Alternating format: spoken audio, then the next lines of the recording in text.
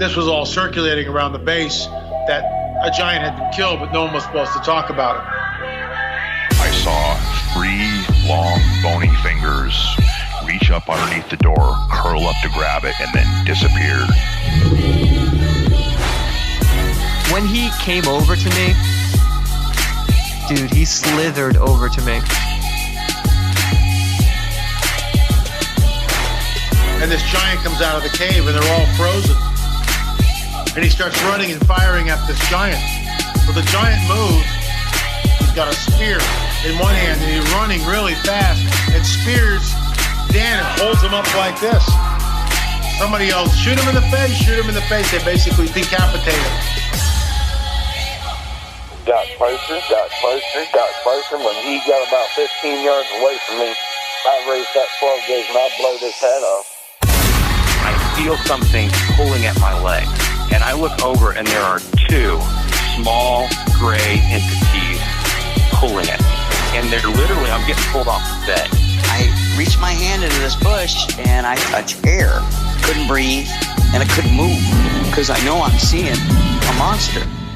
Hello everybody, you're listening to The Confessionals. I am your host, Tony Merkel. Thank you for being here. If you've had an encounter or a story you'd like to share with me on the show, go ahead and shoot me an email. My email address is theconfessionalspodcast@gmail.com. That's theconfessionalspodcast@gmail.com. Or go to the website, theconfessionalspodcast.com, hit the connection section, and you can reach me that way as well. Either way works for me, just get a hold of me. This week is a little bit of a different week because I am in Texas, so I'm recording and producing this show on Wednesday the prior week. So there are no shout-outs this week because I don't know who is doing what. But I can tell you have a great show coming up here. We are going to be talking to Mark and Ricky. We're going to start with Ricky, who actually had a lot of paranormal experiences, and we actually had an EVP possibly come through on the line that you'll be able to hear. And then after Ricky, we're going to get into Mark, who had a Bigfoot experience, and then he talks about some dogman stuff and also shadow people. So strap up tight, because you're in for a ride. Let's go.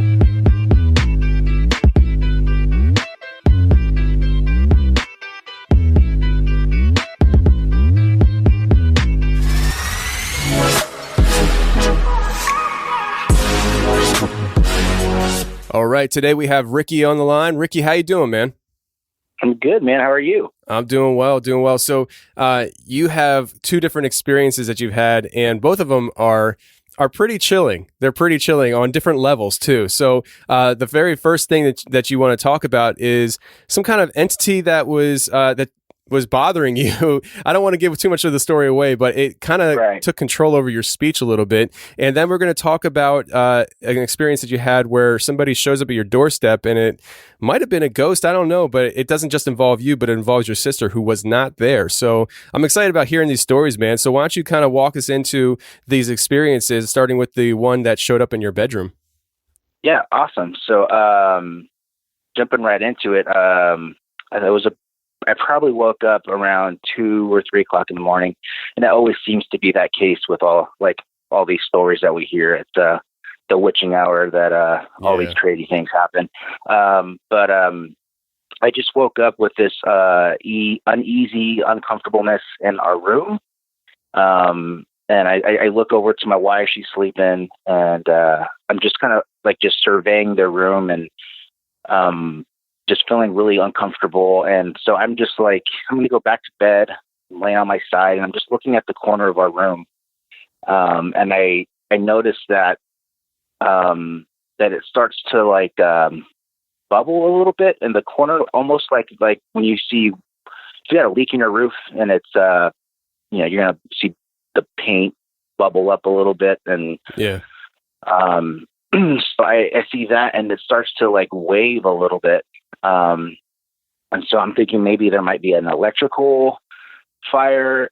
And as I'm thinking all these things, then it starts shifting. And then I see this dome start to come out of it.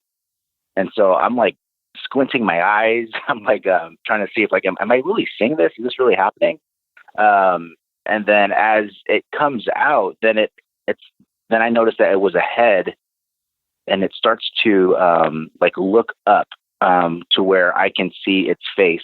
And so going back to when I first reached out to you, I heard this the episode with titled "Terror with a Smile," and I hadn't seen or heard of any other story that related to mine until I heard that episode that you did with that the other dude, and so I was like, oh man, like this is insane. What he's explaining is exactly what I saw. So basically, it was just this white figure. Not bony, but like really like if the skin was really tight. So yeah, like a pale looking type entity. And it comes out to about maybe it's like collarbone area, and then the arms come out, and it's like not lunging at me, but it's just out, and it's like this typical like Halloween like ghost cartoony like thing where it's like that swaying like side to side, and I'm like, what the heck is going on right now? And I'm like frozen, like in fear of what I'm looking at, and I'm hoping that my wife could see, or I'm just hoping that she'll wake up and see what I'm looking at. But that's not happening, and but then I just start remembering, okay, I know what I need to do. I know I just need to say in Jesus' name and cast this thing out or tell it to leave. And as I start to say in Jesus' name, I get to the word in, and then it speaks to me. And it says, say it. And it like stopped me in my tracks. Like I was like mumbling over my words, and I tried to repeat the phrase like 3 or 4 times, and each time it would say it, interrupt me, and almost like this intimidation. I felt very intimidated that I couldn't say it, but each time that it spoke, it like projected itself closer to me. So from when I can finally say in Jesus' name, it was like maybe like 2 feet from my face, and then it just disappeared. And then I sit up out of my bed, and I'm like, I got the chills and like even maybe like cold sweats, and I'm like, oh my gosh, like I get up and I just start praying, and I go and like, do my safety check throughout the house, and make sure the door's locked, check on my little girls in the other room, and just pray and go back to bed. But yeah, that's what happened. Wow. So you said you checked on your little girls, so I'm assuming this is when you were married with your wife, and was your wife in the bedroom? Yeah, we were sleeping in the same bed, and the kids were in the other room. And yeah, they were fine, but it took me a good while to calm down and go back to sleep comfortably. Yeah, I can understand that. Did your wife, I mean, I'm assuming she would just slept through this whole thing, like she had no idea this was going on? Right. And it was, I didn't tell her, because when I came back to bed, she was like, are you okay? And I was just like, yeah. And I didn't want to tell her to like freak her out. So I told her the next morning, and she was just like, oh my gosh, we need to anoint this house again. And we need to, and I'm like, yeah, let's do it, and, so yeah, she didn't have a clue that, that was going on at that time. She said, we need to anoint the house again. Are you there? Yeah. That was really weird. Did you hear that? Yeah. I just heard like a little it sounded, pick up, and I heard it sounded like like a phone rang, and then I heard it like a high pitched voice just go, nah, or hello, or something like that. Oh, I didn't hear that at all. What'd you hear? I just heard like almost like a phone when it picks up off the receiver and hangs back up. That's really weird. I wonder if that's on the recording. Hang on a second. Let me pause stop the recording. At this point, Rick and I were talking about what just happened on this week's episode, and I was able to capture some of our conversation on recording. And after we're done talking about it, we'll get right back into this week's episode. You're talking to me in the room where that happened? Yeah. So I don't know if like that, or I don't know. I can't explain it. That's really weird. Are we on a landline or a cell phone? A cell phone. You're calling from my cell phone, yeah. Wow. So, because I was thinking landline, maybe somebody picked up the phone in your house, and wow, I have no idea what that was. I have no idea what that was. That's nuts. That's really weird, isn't it? It was like, yeah. I'm glad you got that on recorded. Oh, well, I'm going to cut this all out, and I'll probably put it as bonus extra content because that's really weird. I'm recording this right now, so oh my Lord, that's strange. Like I don't even know what to make of that. It's not like it was like if you want to get like paranormal with it, it was almost like an entity called into the line and then just said, huh. You know? Yeah. It's like let me get into this conversation. I'm here. That's weird. And you're in the room that it happened in. Yeah. Wow. Is this a house or an apartment? This is a condo apartment. Wow. That's so strange. Well, we'll just chalk it up as a strange occurrence on the Confessionals again. So yeah, I had once before. I had somebody. I was interviewing the guy, and we got disconnected. And when I called him, within like the first 10 seconds of reconnecting, something came through the line and said. At first, it sounded like it said "Get Tony," and then after analyzing the recording, it sounded more like it was.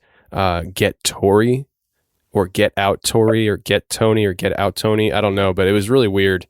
Whoa. Yeah. It's on one of the episodes. I forget. The episode is Unwanted Roommate or The Unwanted Roommate, I think it's called, or something like that. I forget what number it is. Oh, yeah. Something like that. Cool. I'll check it out. Yeah. It's, and I think in the beginning of the show, I have my patrons come on. Some of my patrons talk about it because they actually watched it live. Typically, I let my patrons watch me do my interviews live, but my software for the last month has been really jacked up and they haven't been able to watch, and it's kind of frustrating. So like in relation to this like little technical hiccup, or paranormal hiccup. I had a buddy of mine, back in the day when you had your like voice, or you had a little message, what's that thing called? Dang it. I'm old now. I forgot what it's called. Well, I can't remember either because you can't remember. I hate when that happens. It's the tape recorder. Yeah. Message machine. You call in. Yeah, exactly. And he set his up to be the Spinal Tap's intro, so it goes like direct from hell. This is, I'm not going to say his name, but you've reached so-and-so. And so he did that the night before, and then he came back and then the next day, he had this weird message, like where it sounded like almost like hell on that line, that left a message for him. And it was like insane. He said he just threw out the whole, like, answering, thing. He threw out the whole device itself. Wow. Well, I probably would too. So all right. Let me find where we left off here. She said that you wanted to, or she wanted to, or both of you wanted to re-anoint the house. Did you guys initially anoint the house at some point? Yeah, when we first moved in, we did that with, when we first moved in. So that's interesting because I've never anointed my house, and I actually never really thought to be honest with you. Is that something that like is a practice that your family has always practiced, or was there a reason behind it other than just, moving into a new location and thought it would be a good idea? Yeah, I mean, since I was maybe 11 or 12, my family's kind of done that. Or, just if you're, like you move into a new home to anoint it because you don't know who's lived here before, and a lot of the negativity or spirits that could be in the home might attach itself to. That just with all the stories you hear.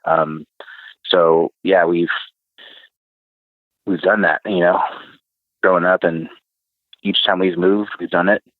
Cool, man. Well, I'm curious about this entity that came out of the wall. Obviously, the way you described it, it sounded like the wall was coming alive. Is that how you kind of viewed it in the moment? Yeah, I would say that. I would say, that it was bubbling, and then it started to wavy, and then I just saw like this dome come out, and as it raised its head up, it had this, sunken in eyes. It was ball headed. It was super pale white, super like skinny, like almost like flesh and then bone. Like there was like no muscle, like a definition to this thing at all. And it was like wavy. When it peered its head up and looked at me, it didn't look like it had a mouth at first. And it was just all like head, super dark, like eyes, not like where there was an eyeball, but like just, sunken in like dark holes basically. And it just looked like death, and man, that's giving me the chills because I'm looking up at the corner of the spot where it came out now. But yeah, man, it was intense and frightening all at the same time. Yeah, I can only imagine, man. Seeing something like that, and then having your wife laying there, oblivious to what's going on. I'm assuming that the show that I did, Terror with a Smile, the reason why it reminded you of the entity you saw is because of the situation where there was no mouth, then there was a mouth. Right. Well, when it spoke to me, it had this huge grin, like when it would say it, then the mouth would still be there. Like it was like, I would call it an ear to ear smile because how deathly it looked. So its mouth looked larger than it would for someone who had like fat in their face or muscle in their face. Like it was just so between each time it spoke, it kept this really like creepy grin. And then yeah, dude, so insane. When it spoke, what did it sound like? I mean, because what I'm picturing here in my head is when it speaks, it has the mouth and it has this creepy smile on its face, and it's like kind of like whispering with a gargly demonic voice. That might be the pre conditioned imagery that's in my head. Did it sound like that though? It sounded. It was more of like there was no gargling like demonic type voice. Like you would get like how someone sounds possessed. Is that what you're talking about? Like when someone's possessed, something like that. Yeah. No, it was just like it was like harsh, but like, man, it's hard to explain it, but it wasn't loud. It was just like, almost like a whispery, and it was clear. It wasn't like, but it, almost like, saying "say it" silently with anger, if that makes sense. If you can picture that. Yeah, I can understand that. I guess in my head, I'm almost picturing that creepy little guy. I can't remember his name. Lord of the Rings, that was obsessed with the ring. Yeah, the Gollum or older something. Man. Yeah, Gollum. No, yeah, I guess it could. Yeah, but not drawn out. I picture Gollum, talking like. But this was like a quick, like, say it, and like, with like anger, like it almost felt like he knew or I'm saying he, but the thing knew what I was going to say. So as I'm trying to say the words, it's saying, say it. And then I'm like, and like, it was like intimidating. Like, I know what you're going to say, and I'm going to scare the crap out of you until you say it. And I was finally able to get those words out, man. And it just disappeared right in front of me. Do you think that it had anything to do with your inability to speak, or do you think you were so scared that you just could just mumble because you were so scared in the moment? I think, I don't know. I think that, dude, I don't know. I think I knew what to say, being told stories like this from family members and having experiences where, they've had, seeing dark figures in the room and what they did. And those things just, disappeared and never came back. So in my mind, I'm thinking, I know what I need to do, and I'm going to do it. And so as I start to say, yeah, so I don't know, like, I think it maybe knew, yeah, like, what your question was, like, yeah, I was scared, but I don't know if it knew, like, that I was going to mumble over my words, like, I think four or five times. So, I think it just was like, I don't know how to picture it, man. I don't know how to say it. Like, I can't explain the intentions or, like, of this thing, but yeah. It's really interesting. And you said that your family members have mentioned about seeing different things. I wonder if that's where the whole anointing the house comes from, because it's just, do you guys talk about this stuff in your family? Is it something that, like, that your family has a, propensity to experience weird things like this? Yeah. So I'm Native American. So a lot of those stories that I hear are from, like, the reservation. And so they're, they go with, they've seen crazy things happen. There's witchcraft that's going on the reservation. And so, like, a lot of these things my parents kind of have seen, and my aunts and uncles. And so, like, when discussing what we do, it was like, you can stage the home, or you can, or you anoint the house with oil and you pray over it. And, but yeah, like, so that's kind of been, like, how we were brought up. Yeah. I got you. Are you on the reservation now? Is that where you still live? No, I don't live on the reservation anymore. I've never lived actually on the res. Okay. That's really interesting stuff, man. And when you said that this thing was, like, I think you said it was like 2 feet away from your face, when you were finally able to say what you needed to say, and it disappears. At that point, when it was that close to you, was it a full body apparition in front of you? No, it was still, like, I couldn't, it was, like, flat. So it didn't come out of the wall, like, standing, like, up vertically. It was, like, flat, like, towards me. So, like, if you can picture, like, flying towards you, but each time it says those words, it, like, projects itself closer and closer and closer.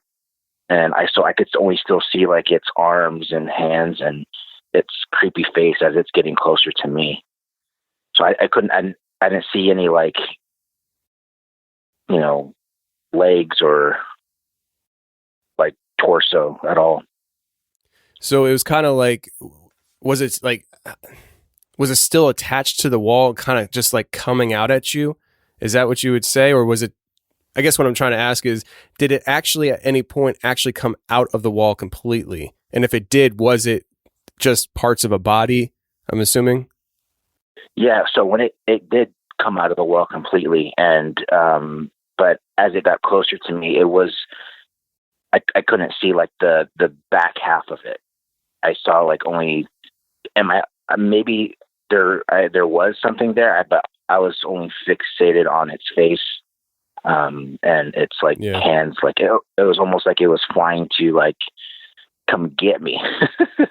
So what do you think the whole thing was behind that? Do you think that situation, the whole thing, was something to just scare you, or do you think that there was something more sinister at play? Have you ever thought, why did this happen? Yeah, talking with my wife about it, I don't know, like, we've, talked about different scenarios of, maybe, being stressed out with work and all these things and that playing into it, or, but yeah, to be honest, I don't know, man. I think it was just there just to scare me, and it did its job, Yeah. If that's all that it was there created to do and scare me, and then I guess in that case it won, Oh yeah, absolutely. I mean, I don't know anybody who wouldn't have been scared of seeing what you saw and how it came at you. And then the whole thing with the speech stuff. I mean, it's very odd. It's very strange. It's something that you don't experience in your life, and you can't prepare for something like that. And so right. It's just crazy, because a lot of times people will see stuff, but the fact that it actually spoke to you, that's not that common, and it's got to be terrifying, absolutely terrifying. So that experience happens, and I think after that experience happens, you had another experience. Now, this experience was something where it involves your sister, who was not at your house, but I'm assuming It's the same house you live in now, right? No, actually, the second experience, if you want, I can just jump right into it. Oh yeah, go ahead. It happened before the white creature that I saw here in our house, and it was at a different apartment. And so it was again about 2:00 in the morning, and I wake up to hearing someone knocking on her front door, and so I'm like waking up in bed as someone's knocking on our front door, and I'm just like, they probably got the wrong house. I'm just gonna just lay here until they go away, and then they start knocking again, and then my wife goes, "Is someone knocking on our door?" And I said, "Yeah." I go, "Babe, you got to get up, get ready, and go see who it is." I'm just kidding. I didn't tell her to do that. But so I was like, "Okay, I'll go peek on who it is."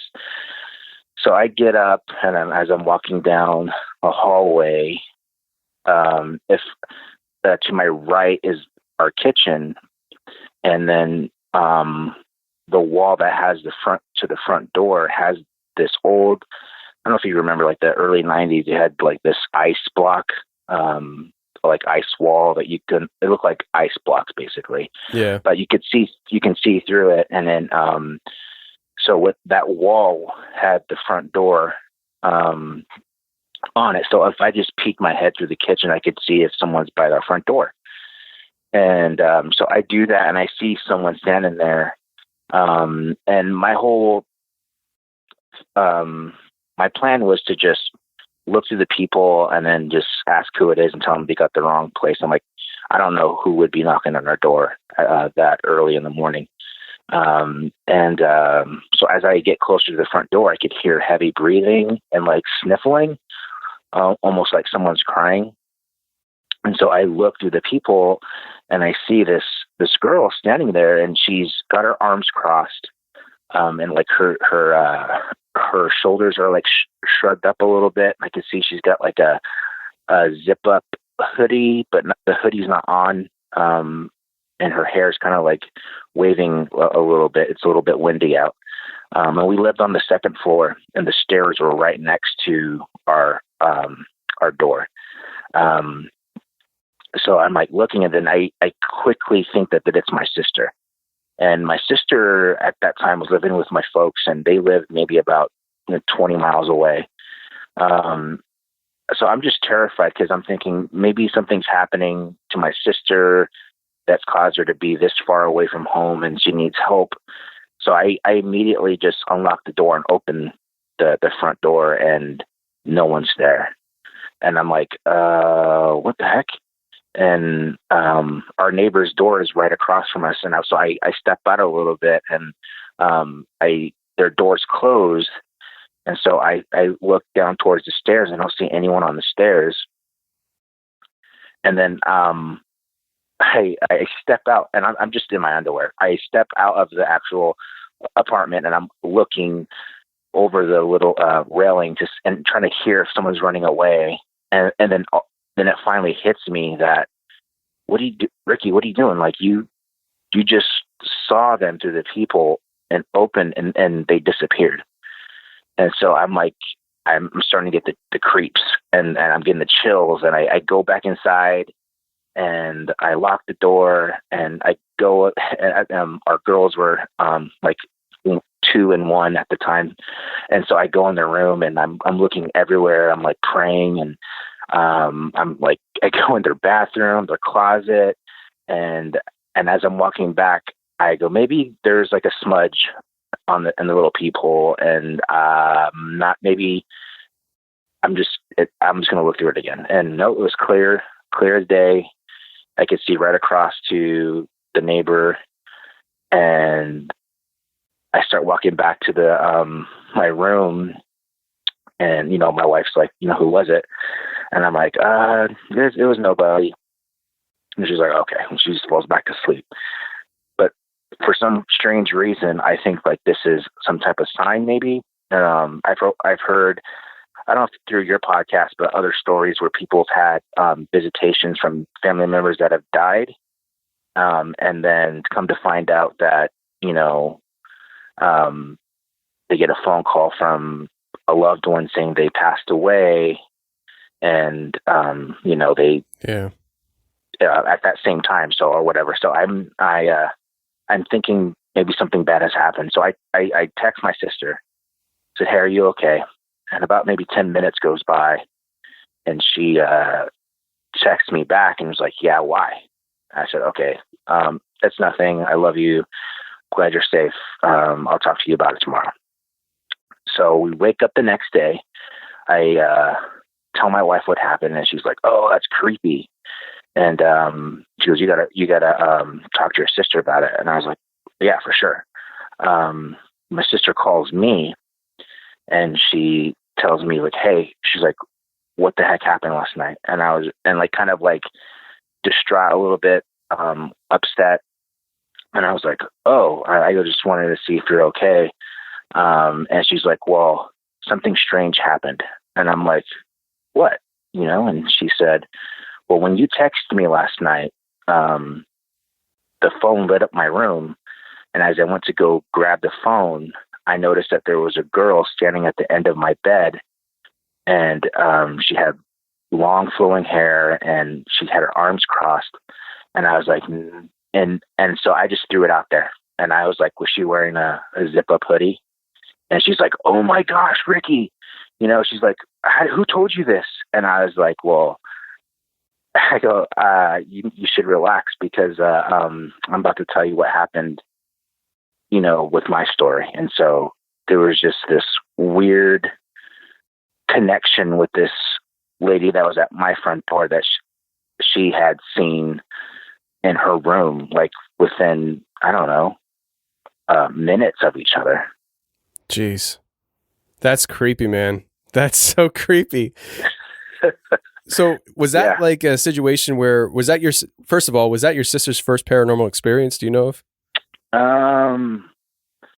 I don't know. I haven't really talked to her about that any other stuff. Like, it's just, that's something that she's had, but I don't think, I don't know.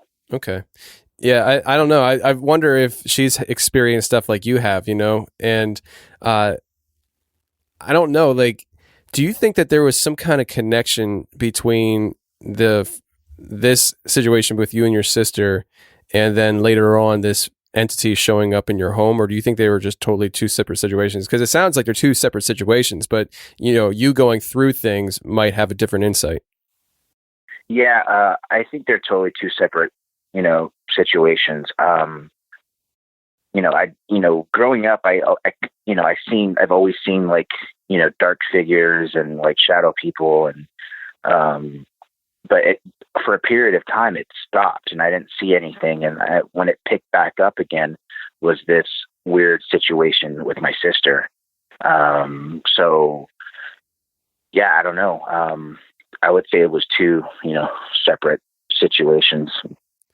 And when did the situation with this thing popping up in your room happen? I know that happened afterwards, but how long ago from now? Oh man, it happened last year sometime. Oh man, I can't remember when I sent you that email. Because I was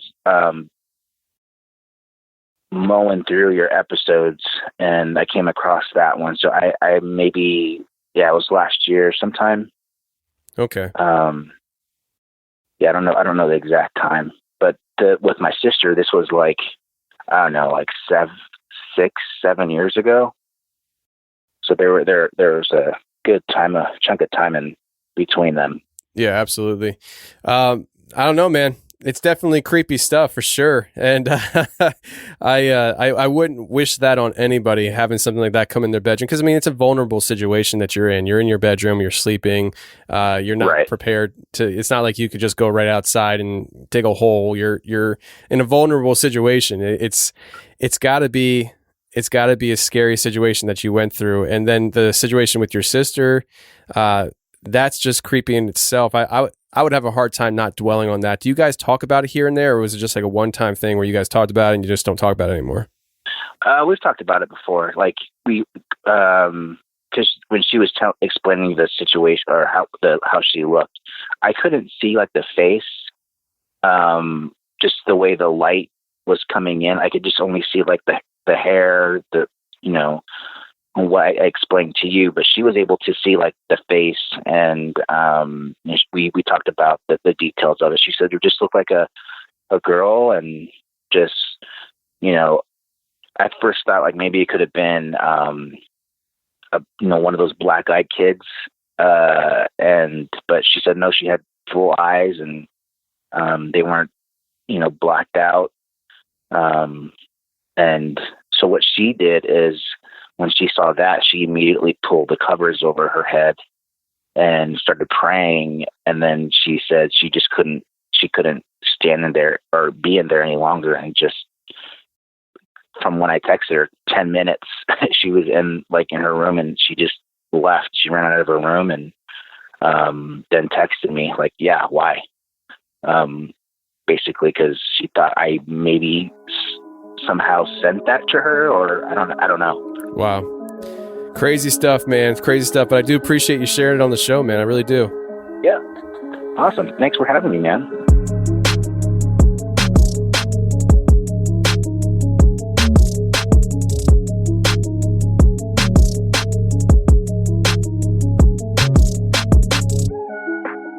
Well, I'd like to say thank you to Ricky once again. Some strange experiences, and that EVP was definitely at least odd.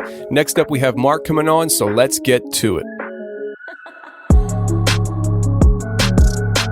Okay, today I have a great guest coming on. I have Mark, and Mark actually lives here in Pennsylvania. And Mark, we were supposed to do this interview earlier this week, but man, this week hammered me at work and life. It was a drag this week, man. I really appreciate your patience to make it here on Saturday. It's no problem. Being a truck driver, I deal with the same stuff, Yeah, man. It's like, it's one. If it's not one thing, it's the other. I could go on for about an hour just talking to you right now about how crappy this week was. It was unbelievable, but I'm going to spare you and everybody else, and we're going to dive into things here tonight. Now, you have some stories to share with us, and I want to start off with your Sasquatch story that you have for us, and then we'll transition into the story of what your friend told you about Dogman, and then we'll wrap things up with some shadow people stories. So let's get started with the Bigfoot. And so you almost hit one of these things with a truck. So tell us about this. What happened? Well, it was 1987. I was a senior in high school. It was probably late October, early November when this happened. I was in a marching band in school, and I was waiting with my friend. Her parents were supposed to pick her up, but they never showed up.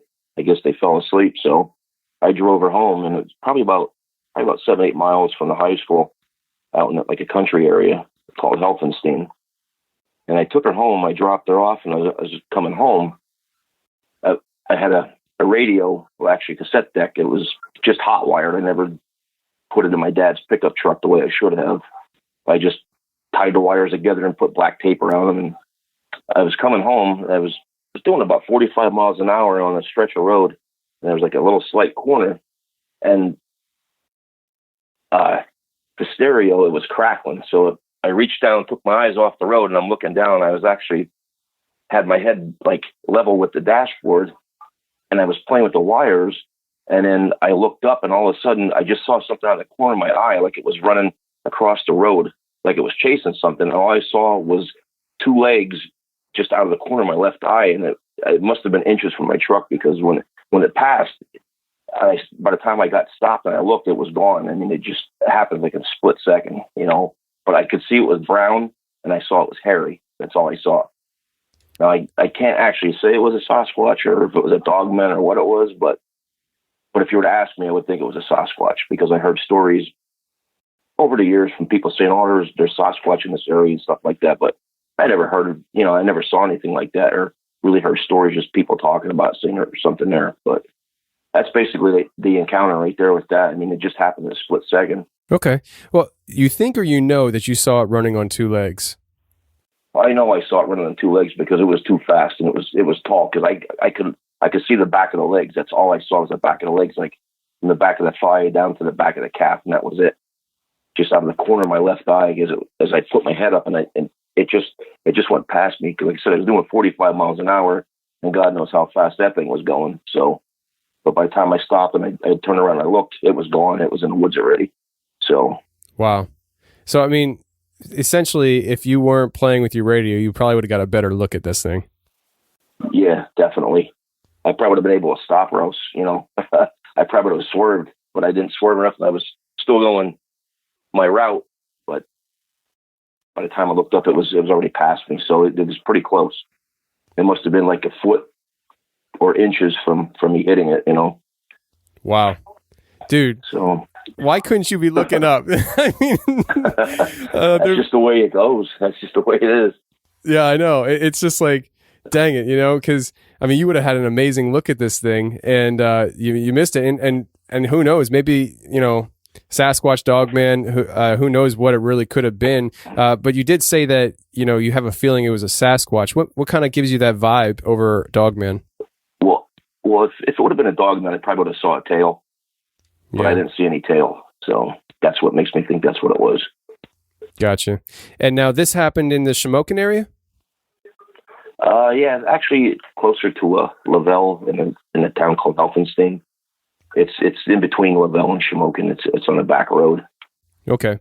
And this is like an area where people typically say that they have seen these things. Tell me about that. I mean, what's it like out there? I mean, I live in Pennsylvania, obviously, but I'm from Shamokin. I'm probably about 2 hours away.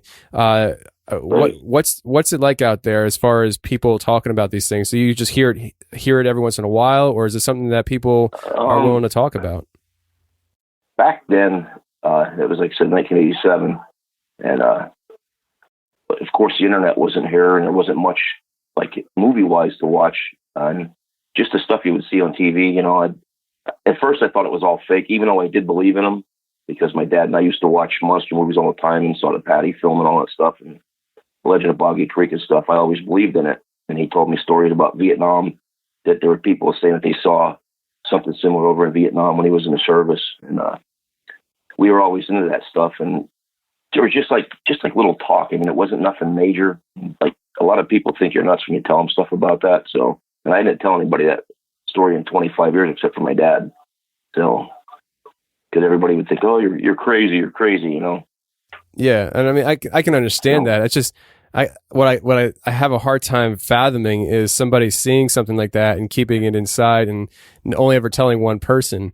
I mean, it's because for me, it'd be something that I'm jumping out of my skin to tell somebody, and you just kind of keep your mouth shut. I mean, is that up to this time now? I mean, outside of your dad, the only other person you told is me, or have you told other people since time? No, I've told other people over the past few years and stuff like that, and everybody's like, "Oh, you're nuts." You know what I mean? So, but back then, I'm like, man, when it happened, it didn't scare me. It startled me, because I'm thinking, what the heck did I almost hit? And then I'm thinking to myself, I'm like, nah, it couldn't be. And then when I got home, my dad was still up, and I told him. He's like, oh, it's possible. It's possible it could have been one. He's like, I don't know what to tell you. I'm like, and I heard stories that people have seen them around, but I never heard any stories in detail, just like from word of mouth saying, oh, somebody said they saw a Bigfoot here, or there was a story where the Bigfoot looked in somebody's window, or, just little things like that, but nothing in detail. So Yeah. I mean, I know, obviously, we're both Pennsylvanians and stuff, and if you're into the Bigfoot topic like I am, you know Pennsylvania is a hotbed. I mean, it's like people all over the state, literally every corner of the state have had sightings, even down closer to Philadelphia area. I mean, not Philadelphia itself, but in this surrounding area, Right. there have been sightings. And I've never seen one. It drives me nuts. But Yeah. I mean, you're talking about something that was probably, how big would you estimate? I mean, I know you didn't get much of a look at it, but did you get any kind of size gauge as far as like height or weight?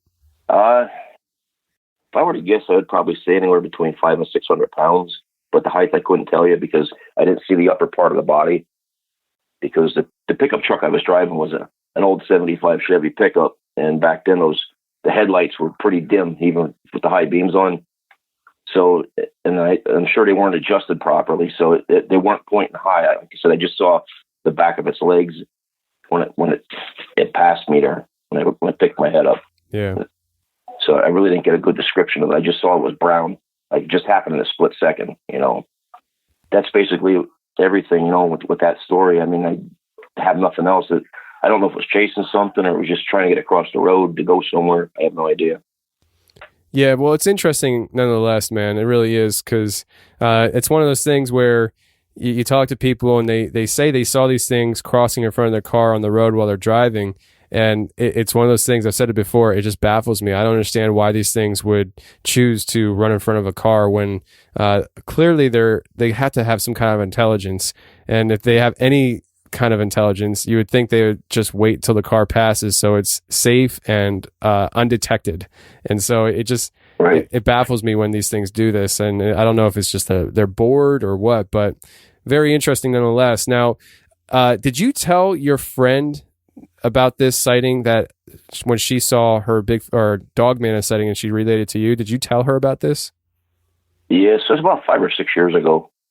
She lives in Chicago now, and she was coming home for her class reunion. She was a year behind me at school, and we were just chit-chatting. And I'm like, you know, I never told you the story about what happened to me. And I told her what I just told you, and she goes, oh my God. She's like, why didn't you tell me back when it happened? I was like, well, I said, I figured you probably wouldn't believe me, so I just let it go. I said, I just told my dad, and that was it, and left it at that. And said, over the years, I forgot about it, you know, for probably till I was like in my mid 20s or something like that, late 20s, and that's when the internet came out, and then I started getting back into the Bigfoot thing and doing some research and reading stories and stuff like that, you know. And so I was telling her about that, and then she goes, there's so many things over where I live that was strange that happened. She goes, now, this is the dogman story that she told me.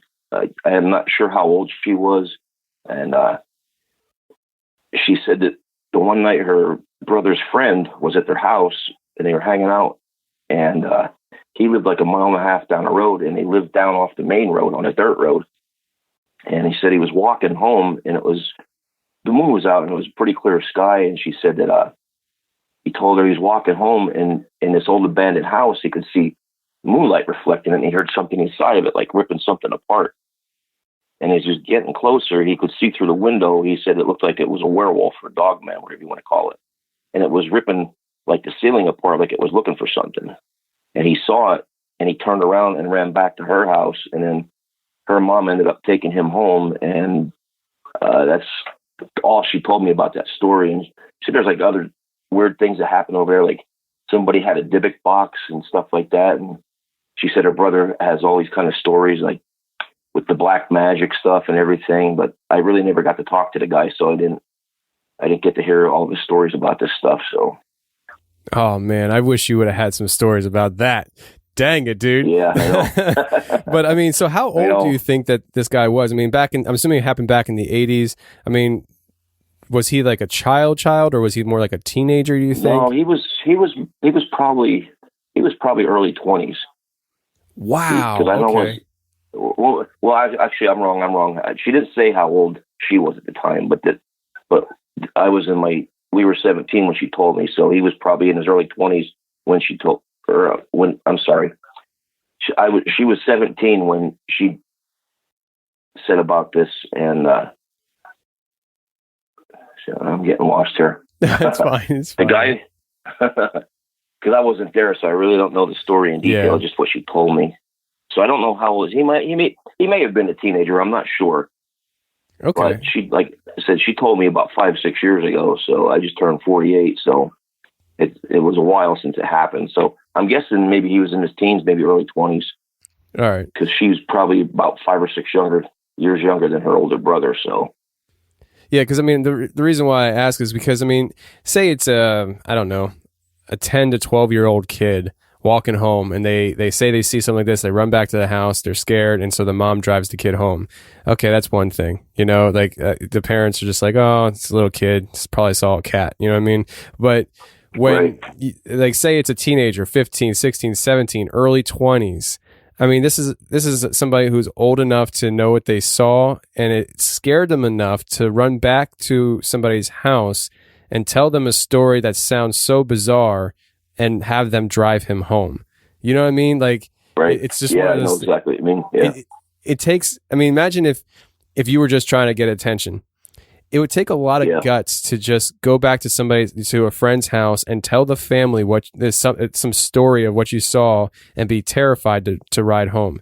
You know what I mean? Like, if you're making that up, it's like you look like a ridiculous fool. You know what I mean? That's what people would think. Right. Yeah, exactly. And so when the age is around that, I find it interesting. And the fact that I know that, there have been a rise recently of dogman sightings in Pennsylvania. Who knows what was happening back in, you know, the 80s, early 90s, whatever it was. It's interesting. Very interesting. Yeah. Yeah. I really never heard anything else about dogman around this area, but I guess around the time that happened was probably, I would say about 82, 83, somewhere around there, you know, because I'm just guessing by the age. So. Right. Well, why don't we talk about some of these shadow people stories you got for me, man? What happened? Yeah, my best friend. This happened in the mid '90s, and he's one that never believes in anything that you tell him, like Bigfoot, dogman, shadow people, ghosts. He doesn't believe in any of that stuff. And if you do talk about it, he's like, "Oh, you're nuts." It's just all made up. So he told me one night we were out, and we got home. He dropped me off at my house, and he went home, and he said he was laying in bed, and it was probably, I guess, I don't know, 3-4 o'clock in the morning, he said it was, and he was laying on his side, and all of a sudden he heard this really, really loud noise, and it was piercing his ears. And he said the lights were all off in the bedroom, but there was just enough light coming through the window that he could see. And he said he's laying on his side, and all of a sudden it looked like there's a couple people standing around his bed. And he said he tried to yell, and he couldn't yell, and he couldn't move. It felt like something was holding him down. He said this lasted for about 15 seconds. And then he said he was actually able to break free and get up, and it disappeared. And that's the only thing that happened to him. And I was like, well, I don't know if I should believe you because you don't believe anything I tell you. You know what I mean? Like any of them other stories, like, no, seriously, it did happen. He's there. I wouldn't lie. I don't believe in that stuff. He goes, but this actually happened. I was like, okay. So now what happened to me a few years ago, this is back in 2013. It was a Friday night. I think it was in February. I don't remember the exact date or the time, but I went to bed, and I usually keep my cell phone next to the bed, and I used the cell phone for the alarm. So I didn't need the alarm for Saturday morning. So I figured, you know what? I'm going to turn the phone off so nobody bothers me. I'm going to take the whole night and sleep, get the best rest I can get, because I was really tired.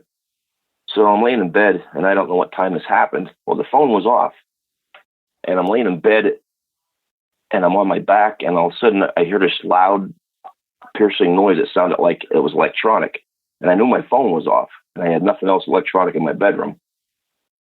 So I'm laying there, and it started to hurt my ears, and I tried to get up, and I couldn't get up. I felt like something was holding me down, and when I opened my eyes, it looked like there was about 10 people standing around the foot of my bed, and all I could see was shadows. And I tried to get up, and I'm trying to yell to get out of my room, and after probably about 10 seconds, I think 15 seconds, all of a sudden it disappeared. And when I get up, I was like, what the heck was that? I'm like, am I imagining it? So I went back to sleep, and just as I was getting ready to doze off, the same exact thing happened. I heard that noise again. I went to sit up, and when I did, I couldn't move. And when I was trying to move, I was trying to yell again, and there I saw the same figures standing around my bed, and I'm like, what the heck is going on? And then by that time, my dog jumped off my bed and ran out to the living room.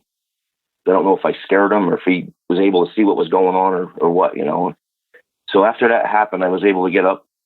I went out and got a drink of water, and I'm like, this isn't right. I'm like, something's wrong here. So I figured I'm going to go back to bed, try it one more time. I go back to bed. And the third time, by this time I get up, as soon as I heard that noise, my bed started to shake. And then when my bed was shaking, I was actually able to get up out of bed, and I saw the figures. And as soon as I lunged towards them, they disappeared, and that was it. And I never had nothing after that. Wow. And when I woke up the next morning, my stomach hurt. Like, it felt like I did like 1,000 crunches. My throat was sore because I don't know if from me trying to yell, was I actually yelling and I couldn't hear it myself, but I had a sore throat. And then I felt like somebody hit me in the back of the shoulders with a baseball bat. So that's what happened with that. And it was just kind of crazy, you know. And nothing ever happened after that. That's essentially an identical story as to what your friend said. Yeah, pretty much. But it only happened to him once. But he didn't say he had a sore throat, you know. But he said it just felt like something was holding him down, you know. Wow. Now this is a good bit of years in between when this happened. When I told him about it, he's like, and you didn't believe me when it happened to me. I said, well, you don't believe in this stuff. And so how could I believe you? You know. I said, I thought you were just making up and being a jerk. So. But I mean, like, he said that they were holding him down. That's what he said. It felt like like they were holding him down, like he couldn't get out of bed. But and you said that he was on his side when this happened to him, and he couldn't move. He couldn't even roll over. He said. And you said for you that you couldn't move though, right? Like you couldn't. No, I couldn't move at all. And when I was able to move, and I sat up, they disappeared. But like the very last time when it happened, as soon as I heard that noise, and my bed started to shake on that time there, I was able to get up. And when I get up, I went towards the foot of the bed, and they just disappeared. Like they weren't even there like a second. You know, I could just see them there, and they were going that quick as soon as I saw them appear. What do you think the timeline is behind with the time that he had that experience to the time that you had that experience? I'd say it's probably about 20 years in between. Wow. Now, 20 years. How long was it from the time that he told you about that experience to the time you had that experience? About the same time. Okay. So he never talked about it much after that, you know, because that's just the way he is. I just find it interesting because like they almost sound identical and 20 years apart. Pretty much. I wonder if it was the same thing. Well, I have no clue. I have no idea. I don't know if it's sleep paralysis or you really do see something. I have no clue. Now, you said something about your dogs. Did they react to these things? He jumped off the bed. I don't know if I just spooked him because I was trying to move or what was going on. I have no idea. But I was on like if you're looking at the bed, stand at the foot of the bed, I was on the left side of it and he was on the other side. So he jumped off the bed and ran out into the living room. So when he ran out in the living room, did he run through these things or were they not where he ran? No, he was nowhere near them. He ran off to the side of the bed, the side that he was on. Is that out of character for him or does he usually do stuff like that, just run out the room? No, he usually takes over to bed and doesn't leave till I get up. Typical dog. Yep. Wow, that's really interesting, man. I don't know if he was just annoyed or you know what I mean. I couldn't tell. But he didn't come back in the room the rest of the night, so he stayed out in the living room. Jeez, I mean, I think it's very interesting the fact that you both had. I think they just sound mirror image, and I mean. Like my wife, she had a Hat Man encounter. She shared it on episode 3. She saw a Hat Man when she was a little girl.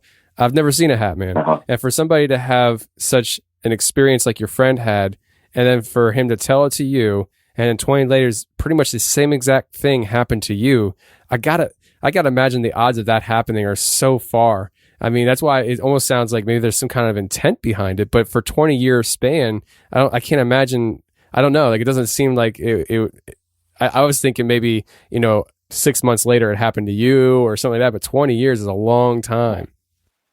Yeah, that's the first time something like that ever happened to me, with shadow people like that. Hopefully it's the last. Usually never have any Yeah, I hope so. But yeah, and another story. I just moved recently back in June to my grandmother's old house. She passed away last year, so I bought this house off my aunts and my dad. And this is in the early '80s. Also, my aunt and uncle were having some problems, and here he got a job driving over the road with a partner. My uncle was just learning how to drive a truck, and they were going cross country. And my aunt and he were separated, so she was staying in the house I'm at with my grandparents. And she was sleeping in the attic, and my grandfather had the bedroom down at the bottom of the steps from the attic, and my grandmother slept in the other room that's next to his. And this is in the early '80s. I was probably 83. I was 13 when this happened. And I remember all the stories they were saying about it. And my aunt said the one night she's laying in bed, and the same thing happened to her, but she didn't say that she saw the shadow people. But she said she felt like something was holding her down in bed and she couldn't move, and the bed was shaking. She said it happened twice that night, and then she came down and told my grandfather, and he just didn't say anything to her. And that was that for that night, And then she said like a night or two later, she's laying in bed. The same thing happened to her again. The bed shaking, and she felt like something was holding her down, and like the covers were on her. She couldn't get the covers off of herself. And then she. I guess she went down to tell my grandfather, and my grandfather, he was sitting in the living room. I guess it was early in the morning, and she said he was sitting in the living room. She was telling him about what happened, and he told her when he was sleeping that same night that he saw 3 red lights bouncing down by the foot of his bed, and he didn't know what it was. And back then, I don't think they had laser pointers or nothing like that, so I think he can roll that out, like somebody putting laser pointers in the bedroom. And he said he saw the 3 red lights bounce around, but he had no clue what it was for. And he just blew it off because he was one of them guys that were real stern, he didn't say much. And when she told him that, he told her that story. And then later that morning, there was a knock on the door, and the state police came, knocked on the door here. My uncle was killed in a tractor trailer accident. I guess he was sleeping in the cab, and the guy that was driving wrecked the truck, and my uncle flew out, and I guess he was dead instantly, and I don't know if that had something to do with what happened to her. You know what I mean? Wow. That's a shame. That's pretty messed up. Because I remember that vividly from when I was a kid, because I remember hearing the stories about it. They didn't want us kids to hear about it, but I was sitting at the top of the steps listening to it, telling the story there. But she, like I said, didn't say anything about the shadow people or nothing. She just felt like she was held back in bed, like she couldn't move and couldn't get the covers off of herself, and the bed shaking. Yeah. Wow, that whole story is sad, man. I wonder what, in your opinion, if that happened to you, would you be better off having that experience where you're being held down but you don't see anything, or would you rather see what you're being held down by? I'd rather see it. Really? I'm the opposite. Yeah. I think it's better to know than not to know, because at least you know what you're dealing with, You know what I mean? Yeah, that's a good point, actually, because I was thinking if you don't see it, then over time, maybe you can create some kind of thing in your head as to what it really was and wasn't a big deal. But at the same time, if you're dealing with something serious, maybe it is good to see it so that you know how to go about handling your business. But dude, man, that's some deep stuff, man. I don't even want to speculate as to his experience lining up with his death. I don't want to go there because I feel uncomfortable with that. You know what I mean? Right. But it's a sad, man. That's a sad story. And you're a truck driver. I'm a truck driver. And when I hear stories of stuff like that happening, it hurts. It hurts because it's like it could happen to one of us. You know what I mean? And it's just kind of scary. Right. Yep. It kind of brings you back down a little bit because you go through every day driving your truck, tons of hours, nothing ever happens. You deal with bad drivers around you. You know how it is as a truck driver. You learn how to read cars. You know what's going to happen before it happens. Like you can see somebody coming up next to you, and just the way their body language is with the car, you know if they're going to cut you off or not. And so after a while of doing that kind of stuff, like you feel very comfortable in the truck. You're just, I got this. It's not a big deal. I know what I'm doing. But the fact of the matter is, truck driving is one of the most deadliest jobs in the nation. I mean, it's just one of the most dangerous jobs you can be doing. And then when you hear of a fallen truck driver like that, it kind of brings you back down to earth. And it's just like, you got to be careful because this is serious, you know? Yeah, you have to keep your head in the swivel driving a truck, that's for sure. Yeah.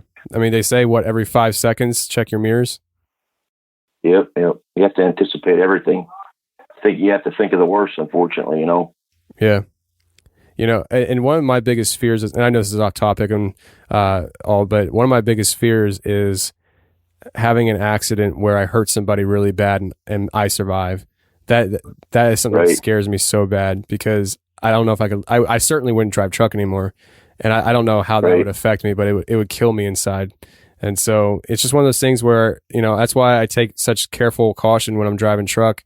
I really try to, you know, I'm a professional driver and I try to be a professional. I don't get road rage. Yeah. I mean, I get paid by the hour. I don't know about you, but I get paid by the hour. So I'm not going to, you know, drive 1,000,000 miles an hour and risk having an accident. I'm getting paid by the hour. I'm getting paid to do this. I'm not going to get road rage. I'm not going to, you know, get angry. Somebody cut me off. I've learned to expect it. Driving in the Philadelphia area, you learn to expect it and it doesn't catch you off guard. And it's standard, you know, so don't let it get to you, because the worst thing you can do is be an emotional driver, because that's when accidents happen. Yeah, I used to drive down to Chester a couple of years ago, down to Scott Paper, delivering coal down there. Yeah, I used to go down at night, though, and there's some characters on the road at night, especially after an Eagles or Phillies game. There's lunatics all over the place. You had to be on your best alert, you know. Yeah. Scott Paper, where is that exactly? I can't remember. I know I've been there, though. It's Kimberly Clark. It's right by Harrah's Casino in Chester. Yes. Right off familiar with it. I think it's, oh crap. I know exactly what you're talking about. Yep. Exactly. Yeah, it's right there by, is it Albright College, I think? No, Albright's in Reading. Oh, okay. It begins with an A. I can't remember the name of it. It's been a few years since I've been down there. I think Widener's in Chester, isn't it? I'm not sure. All right. Anyways, we're getting off topic. Yeah. I'm sorry, everybody who's listening to this. So listen, Mark, I really appreciate you coming on here and sharing these stories and stuff, man. They were definitely fascinating. So, you know how to get a hold of me if you have any more stories to share. Right. It's been fun.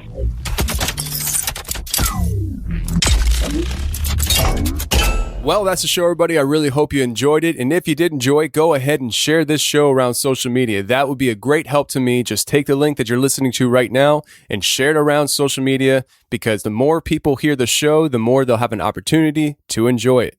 Until next week, friends, stay safe, take care, and remember, the truth will set you free, but first it will piss you off. Bye. Hey, thanks for watching The Confessionals on YouTube. If you like what you heard, hit the subscribe button, hit the share button, and hit the like button.